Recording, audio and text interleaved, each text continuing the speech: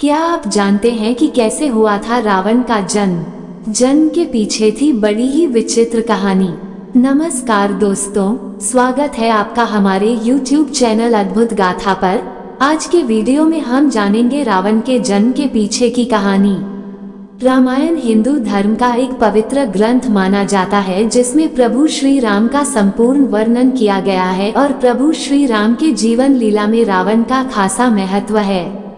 भले ही हिंदू धर्म को मानने वाले लंकापति रावण को अनीति, अनाचार, दंभ, काम, क्रोध, लोभ, अधर्म और बुराई का प्रतीक क्यों न मानते हों और उससे घृणा करते हों, परंतु हमें ये नहीं भूलना चाहिए कि दशानन रावण एक राक्षस होने के साथ साथ एक ज्ञानी भी था।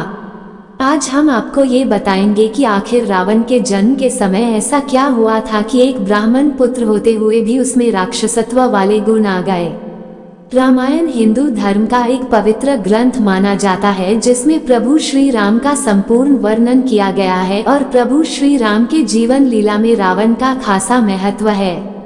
रामायण को देखने से ऐसा लगता है जैसे रावण के बिना इस ग्रंथ की रचना अधूरी ही रह जाती।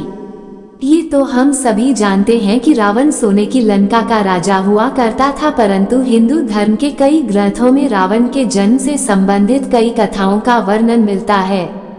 वाल्मीकि रामायण के अनुसार रावण पुलत्स्य मुनि के पुत्र महर्षि विश्रवा और राक्षसी कैशी का पुत्र था। वाल्मीकि रामायण के उत्तरकांड में वर्णित कथा के अनुसार पौराणिक काल में माली, सुमाली और मलेवन नाम के अत्यंत क्रूर दैत्य भाई हुआ करते थे। इन तीनों भाइयों ने ब्रह्मा की घोर तपस्या की, जिससे प्रसन्न होकर परमपिता ब्रह्मा ने उन्हें बलशाली होने का वरदान दिया। ब्रह्मा जी से वरदान मिलने के पश्चात तीनों भाई स्वर्गलोक, पृथ्वीलोक और पाताललोक में देवताओं सहित ऋषि मुनियों और मनुष्यों तक अत्याचार करने लगे, परंतु जब इन तीनों भाइयों का अत्याचार काफी बढ़ गया, तब ऋषि मुनि और देवतागण भगवान विष्णु के पास गए और उनसे माली, सुमाली और मलेवन तीनों भाइयों के अत्याचार की व्यथा सुनाई। तत्पश्चात भगवान विष्णु ने उन सभी से कहा कि आप सब अपने लोक जाएं और निर्भय होकर रहें। मैं इन दुष्ट राक्षसों का अवश्य ही विनाश करूंगा। उधर इस बात की सूचना इन तीनों भाइयों के पास पहुंची तो माली, सुमाली और मलेवन ने अपनी सेना सहित इंद्रलोक के ऊपर आक्रमण कर दिया। इसके बाद भगवान विष्णु इंद्रलोक आकर राक्षसों का नरसंहार करने लगे।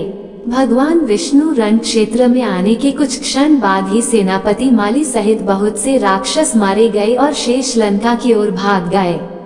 उसके बाद शेष बचे हुए राक्षस सुमाली के नेतृत्व में लंका को त्याग कर पाताल में जा बसे।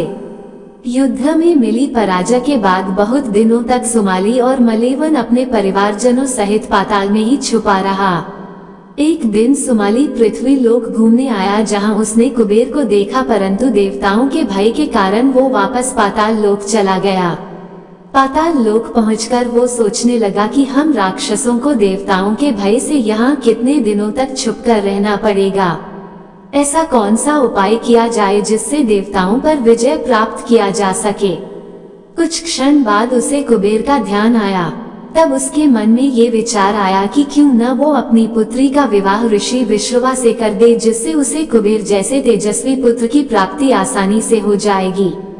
कुछ समय बाद मन में यही विचार लिए सुमाली अपनी पुत्री कैशी के पास पहुंचा और उससे बोला, हे पुत्री, तुम विवाह के योग्य हो चुकी हो, परंतु मेरे भय की वजह से कोई भी विवाहार्थी तुम्हारा हाथ मांगने मेरे पास नहीं आता। इसलिए राक्षस वंश के कल्याण के लिए मैं चाहता हूँ कि तुम परम पराक्रमी महर्षि विश्रवा के पास जाकर उनसे विवाह करो और पुत्र प्राप्त करो।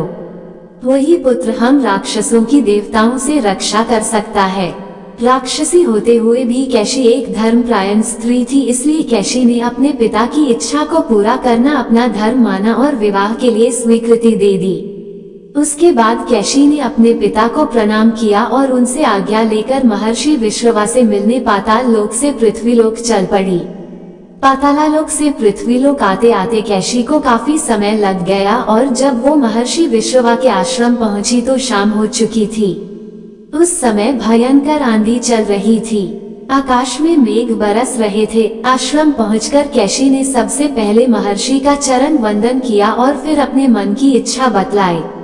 कैकसी की इच्छा जानने के बाद महर्षि विश्रवा ने कहा, हे भद्रे, मैं तेरी ये अभिलाषा पूर्ण कर दूंगा, किंतु तुम कुबेला में मेरे पास आई हो, अतः मेरे पुत्र क्रूर कर्म करने वाले होंगे, उन राक्षसों की सूरत भी भयानक होगी। महर्षि विश्रवा के वचन सुन कैकसी उनको प्रणाम कर बोली, हे ब्राह्मण, आप जैसे ब्राह्मणवादी दौर में ऐसे दुराचारी पुत्रों की उत्पत्ति नहीं चाहती, अतः आप मेरे ऊपर कृपा कीजिए। तब महर्षि विश्रवा ने कैकसी से कहा कि तुम्हारा तीसरा पुत्र मेरी ही तरह धर्मात्मा होगा। तदंतर दिन ब दिन कैकसी ने बड़ा भयंकर और विभत्स राक्षस रूपी पुत्र को जन्म दिया, जिसके 10 सिर थे, उसके शरीर का रंग काला और आकार पहाड़ के समान था।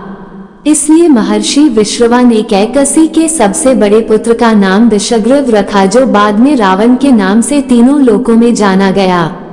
उसके बाद कैकसी के गर्भ से कुंभकर्ण का जन्म हुआ, उसके समान लंबा चौड़ा दूसरा कोई प्राणी न था। तदंतर बुरी सूरत की सुपर्णखा उत्पन्न हुई। सबके पीछे कैकसी के सबसे छोटे पुत्र धर्मात्मा विभीषण ने जन्म लिया।